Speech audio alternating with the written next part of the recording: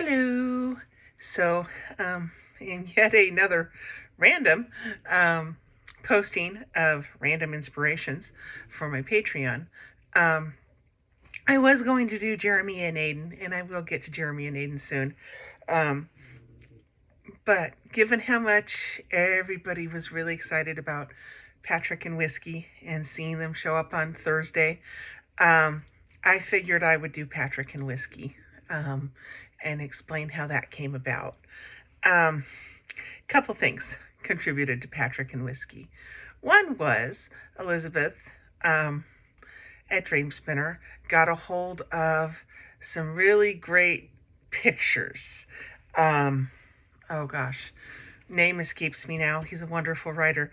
But he took a bunch of great shots at the beach, and that cover shot of and the beach bum with the bronze skin. Okay.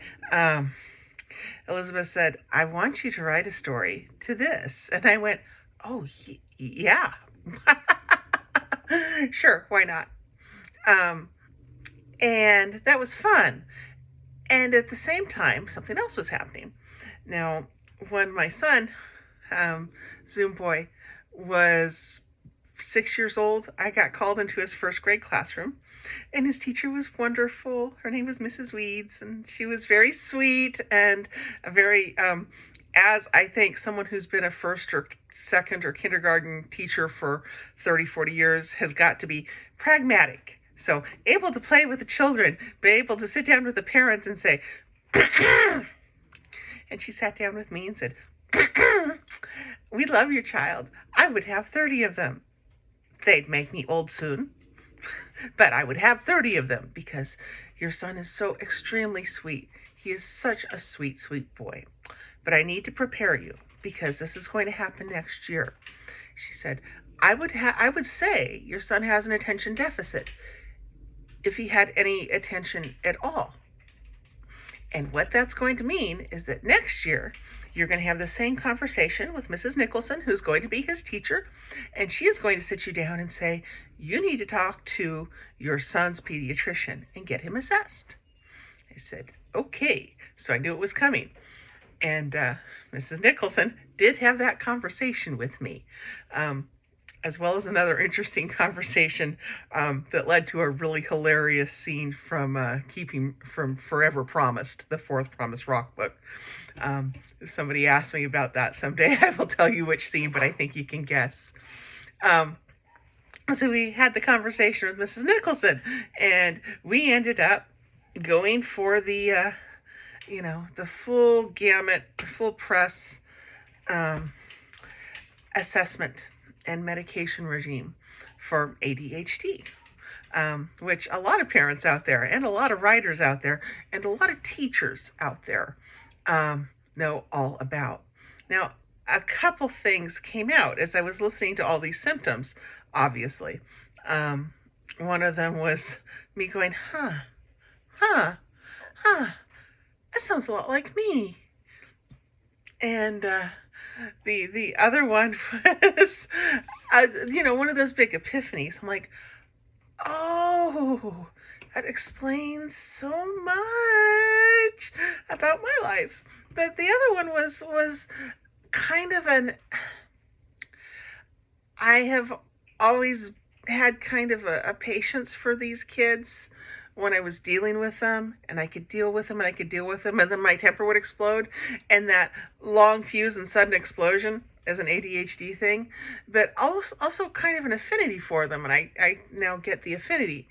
But there, my husband and I were attending this class because we had to attend a class to give our child medication. I know the myth is that they just, give out whatever it is, Concerta or Adderall or Ritalin, like, whoo, and they, no, it's a controlled substance. We have to jump through hoops whenever we order refills. And we had to go to a class for 28 hours of class where we just went every Tuesday or Thursday night and sat down and took about 2 hours of basic psychology and how to deal with a kid who has these kind of difficulties. And the first day, I was sitting there and I was knitting. I was looking around to see everybody was. I was talking to them. And I was doing what I'm doing now, which is this kind of bouncing thing with my body, which some of you have seen me, I think, at cons, and I have to really work at not doing that. And the psychologist came out and he said, okay, for starters, you are here about a family member who's going to go on medication for an attention deficit disorder. Now, the first thing you should know is that if this is your child or your ward or, somebody in your blood family, this is this is a genetic syndrome. And this is probably not the only person you know who has attention deficit syndrome. And I stopped, the light bulb went on, and I looked at my husband and said, gee, honey, I wonder who our son got this from. And my husband, who loves me, said, your father. Oh, bless him. Anyway, so yes, I was the carrier. And I learned, that again, that patience that you get, that you need to deal with a child with certain quirkinesses. But of course, we all have dreams and things we hope for our children. And as I was thinking about the things I hope for my son, and my knowledge that boys, and this is just kind of a general thing, and I'm sure I'll be, some boy will see this and go, well, I graduated from high school at 17 and I went out and I got my college degree and I was an overachiever all the way through college and I am now CEO or several promotions up and whatever. And that's great for them. But as a general rule that I have seen is that young people, young men in particular, the ages of, say, 17 through 20 are not particularly responsible years. It seems like a heinous oversight in our culture to turn kids loose at 17 and say, go to college if you can afford it, you're an adult now. They are not adults at 18. They're barely adults at 20. I believe Patrick was 22 or 23 at the opening of Clearwater. And 22 or 23 is about when young men I know all sorts of young men. Okay, my husband, for one, who had started to go back to school at 22 after a hiatus of going, I'm just going to work and pay rent. And that was fine. That maturity does not just strike people at 17 and 18 years old. It doesn't happen that way. And if there isn't some sort of transition or easing into that transition, they get very lost. And Patrick was obviously lost. And Patrick's father, well-meaning, but, a bootstrap kind of guy. I pulled myself up by my bootstraps, so I don't see why my son cannot pull himself up by his bootstraps. He was that guy. And Patrick, of course, was lost because Patrick was not a bootstrap kind of guy. So there was my knowledge of that about young men in general. And then my knowledge of my son. And you all have seen him wandering in and out. That was my husband a minute ago. But you've all seen my son coming in and out. He's tall and kind of slouches. And when he was 6 and 7 years old, he would come out and he would sit on my lap while I knit. And he would play with my fingers to see what my fingers were doing. Now, it turns out he's got super, super tight ligaments, like to the point where his ASL teacher said at one point, I wondered where he got his accent. He has super tight ligaments in his fingers, and to him it was a wonder to watch my fingers work with the yarn. He just couldn't imagine making his fingers do that. And this is sad, when our dog passed away. We had a little rock in the backyard, it's still there, with her ashes, and he would go out and back and talk to the dog. And these, worrying about my son's future and worrying about, what kind of young man he's going to be.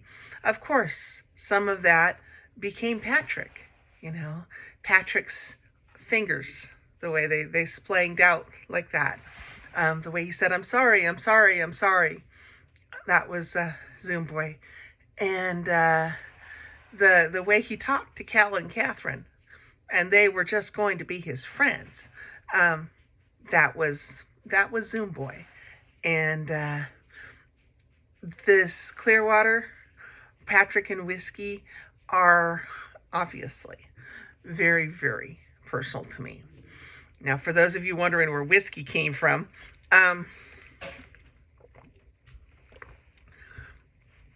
Whiskey came from that picture partly, but also because my son is very, very smart, and I knew that if I was going to match his character up with another human being, the other human being was going to be really smart and have something to offer in that conversation, be able to follow all the twists and turns that my son was going to give him, or my son's character was going to give him, and basically be smart enough as a human being to assess this other human being without judgment. And they go, oh, okay, so these are some things that he needs, but also to be interesting enough to hold his attention. And I love scientists. I do. I didn't used to when I was a kid. I thought, oh God, science. Why would you study science when you have arts and literature? Why would you study science when you have English? And now I'm like, oh my goodness, there are people out there who study frogs? That's so cool. Tell me what you learned. But make it short, because I have attention deficit syndrome and I need it in a 10-minute block. Anyway, so I figured that was the kind of person that was going to keep Patrick's attention. And of course, that's the kind of person who's worthy of Patrick, because Patrick had a heart as big as the world. And all he wanted to do was please people and make people happy with the person he was. And so he made Whiskey and Whiskey's friend Flybait very, very happy. One of my favorite parts of the book, and it's not probably a part anybody remembers, but Patrick and Whiskey they're out putting out markers and sensors into a swampy area, and Patrick's getting assaulted by flies, and they're having a conversation. The whole time Patrick's going like this, and he's continuing on with the conversation, and it's just such a grumpy moment.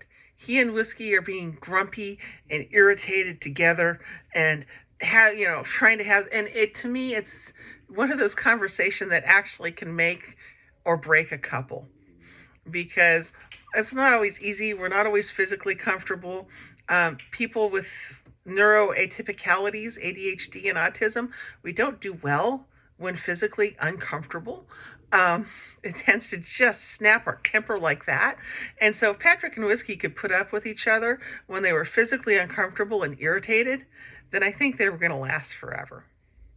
Anyway, I hope y'all enjoyed that. Thanks for attending Amy's Random Inspirations on the Patreon. And again, y'all, you got to let me know, because I could get on here and ramble about any character you want for 10 or 15 minutes. Thanks a lot. Bye.